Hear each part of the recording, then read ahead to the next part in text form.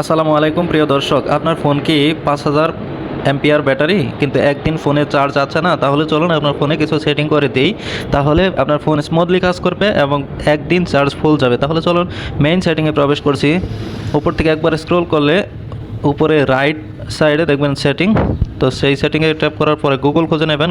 তো আমি গুগলে প্রবেশ করার পরে আমি খুঁজে নেব অল সার্ভিসেস ট্যাপ করার পরে খুঁজে নেব ডিভাইসেস। এই যে দেখতে পাচ্ছেন ডিভাইসেস। তো ডিভাইসেসে আমি একবার ক্লিক করে ভিতরে প্রবেশ করলাম।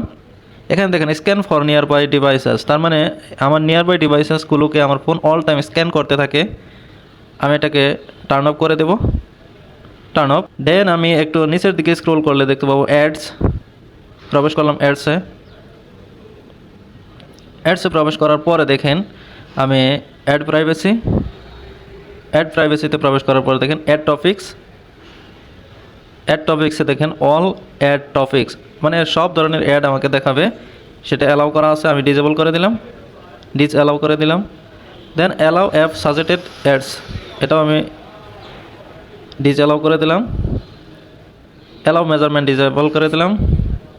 এখন আমার ফোনের যেগুলো আমাকে ব্যাটারি বেশি চার্জ খাইতো সেগুলো আমি অফ করে দিছি সবগুলো সেটিংস। এখন আমার ফোনের সেটিংস হয়ে গেছে। আশা করি এখন আপনার ফোন স্মুথলি কাজ করবে এবং ব্যাটারি লং লাস্টিং করবে। ধন্যবাদ সবাইকে ভিডিওটি দেখার জন্য।